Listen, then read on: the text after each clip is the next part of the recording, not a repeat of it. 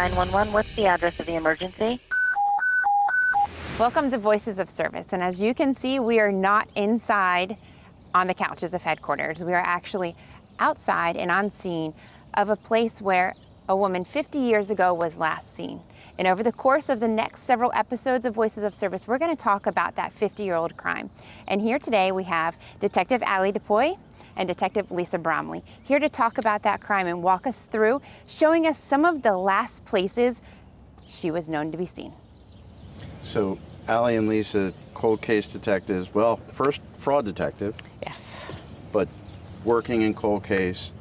And so this case is 50 years old, right?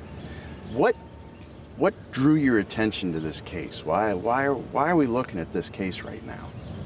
So several years ago, we were approached by the family, by Kathy's mother, and she just wanted to know that people were still thinking about her daughter and still trying to solve her murder. And we take that very seriously. That's one of the ways that we open cases is if family comes to us, we will take a look at the case and make every effort to dive back in and to work these cases. So we were approached by her family and looking at this case. This is a notorious case in Montgomery County from 1975, so this was a no-brainer. We have a few cases from 1975, unfortunately. Correct.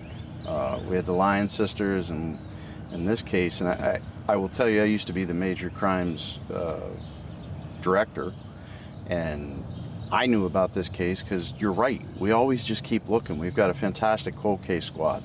So you all have taken this and kind of run with it as of late. And again, 50 years, right? But we still have the possibility to solve these, and that's why we're reaching out. Absolutely, absolutely.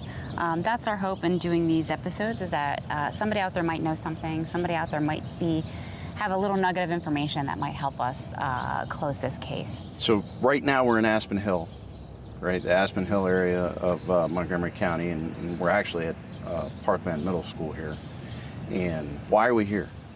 So back in 1975, this was Parkland Junior High, and this was a common hangout for the neighborhood kids.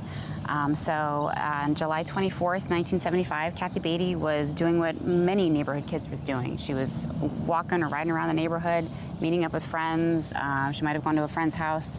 But the last person or the last people we know to see Kathy was here at Parkland Junior High. The kids used to hang out in one of the field areas, and it was kind of their meeting spot to see what they would do next, where they would go, where was the next hangout spot. Right. So at about what time was she last seen here? So witness accounts say about 8:30 that she was last seen on the night of the 24th. There was a big group of them here. Yes. So 8:30 p.m., night of the 20th.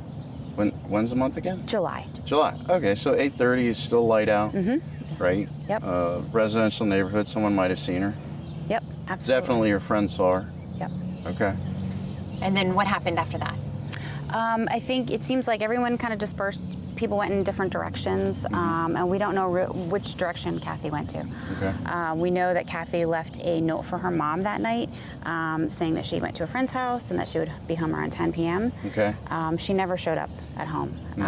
When Mom arrived home at about 11, she sees the note and Kathy's not there. So immediately Mom gets worried and starts making phone calls. Okay. Yeah, when we were talking about this case, I was kind of reflecting, like, nowadays, we have all our kids on Life 360. Yeah, right. We're tracking everywhere. Yeah, we're tracking everyone everywhere. And back then, I mean, rotary phones, and just the kids go out. They go out, and they just run around during the summer. Yep. And then when the dinner bell comes, or whenever Mom and Dad says curfew time, they're supposed to come home. Yep. So. And I guess we had spoke about how here was kind of before the group text. Yep, right. Yep, and right. so this is where they came to meet up, figure out where they were going to go for that night. So is it possible that one of those friends happened to hear her mention, hey, I might go here, I might go there, right? So we're just hoping for anybody who knows anything, however small, big, to come forward. Absolutely. Yeah, I mean, it's important to understand too, like, why we keep going at this with people and their memories. Like, we interviewed all kinds of people back then. Yeah. This is probably, how many times have we looked at this case? Many times. Right, like probably at least 6, if not more. Yeah. And so you've looked at all these people and talked to them, but one of the reasons we're talking about this during this episode and some following episodes is we want to jar people's memories, right? Maybe someone said something. Maybe someone said something after the last time we looked at the case. Right. Exactly. Yeah. Yep. And any little thing will help. I know we've got a lot of stuff that we're going to share and look for information from the public. So that's, I just really hope what you guys are doing gets some conclusion here, because she deserves it and her family deserves it. Absolutely. Yeah. And we do have that they're going to get to see in one of the following episodes. We actually speak to family. Yes. Right, and she's able to give us her account of the totality of that entire time, right? Because it was the lead up time to it. Now, so we're here. Kathy leaves this area. We think she heads home to leave the note, or the note may have been left before. Then where do we think where does she go at that point? So that is the question. We have some indication, maybe she went up to a 7-Eleven. We don't know, and that's why we're asking for the public's help, and that maybe somebody saw her, maybe a store clerk, maybe somebody riding their bike, maybe somebody walking their dog, maybe had seen the direction that she went in, or seen her get in a car with somebody, because we just don't know. These are a lot of questions that we have to answer. So, Lisa, I know we haven't really talked about it. Unfortunately, the case came to a terrible conclusion, right? Yes. Or her missing came to a terrible conclusion. She was found the next day, right? She was found the next day, approximately about a mile away from this location. Okay. Up around The Kmart Aspen Hill area. Okay, so we're the Kmart Aspen Hill area. There's apartments there now. There's condos there now. That's correct. Okay. Yeah. She was still alive. She was found, taken to the hospital, and sadly, she had passed away 11 days later. Okay. All right. Who was she was found by? Her sister. Yeah. Terrible. Yeah. Yes. Terrible. Sister went out because she hadn't come home. Went to all the normal haunts, if you would. Right. And very traumatic for her sister to find her in that condition. Sure. Okay.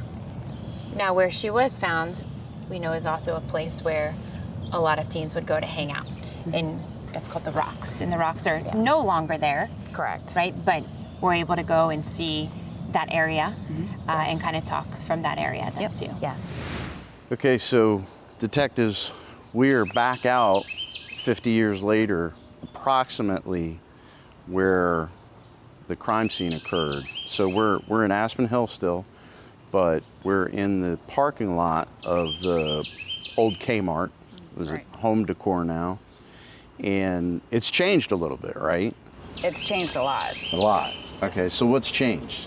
So obviously there's been an addition put on the building of Floor and Decor, and there is now condos, townhouses behind us, which used to be a wooded area, and that was the location where the Rocks were. So the Rocks were back here about 200 yards? Correct. Okay, so they're back there about 200 yards.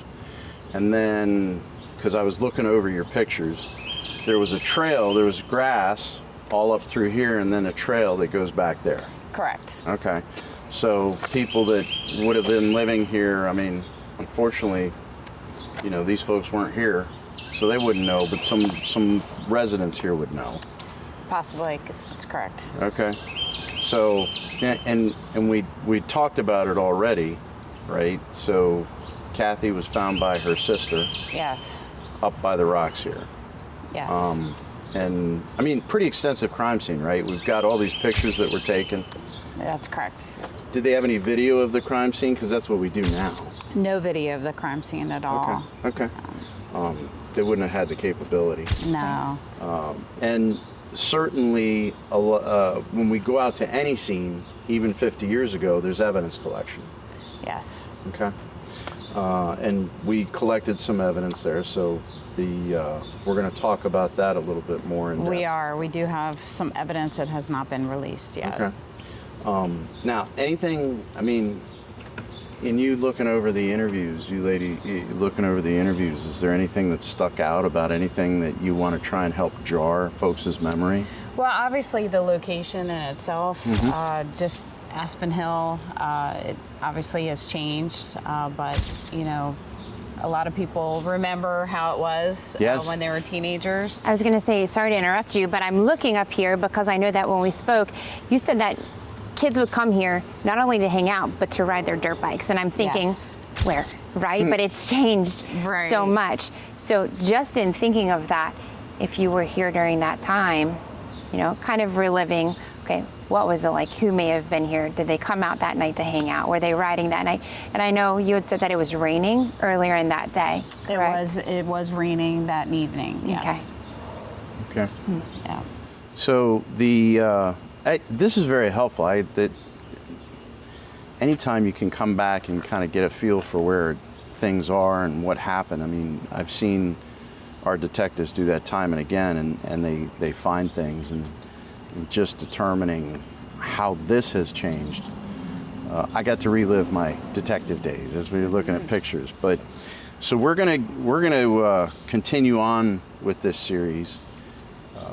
The next time we get together, we're going to share some of the evidence that hasn't been released yet, because we want folks to look at a picture and look at what we have to share to see if that might jog someone's memory, because that's the big thing right now. It's jogging someone's memory, something they might have heard that was so slight, and but then they see it this many years later, and they're like, hey, wait a minute. I remember something. Right. So we would like people to come forward. Absolutely. Okay. Well, we have a couple more episodes for you. We're going to be back on the couches, and we hope you continue to join us. And what do you always say? Until next time, stay safe and stay tuned.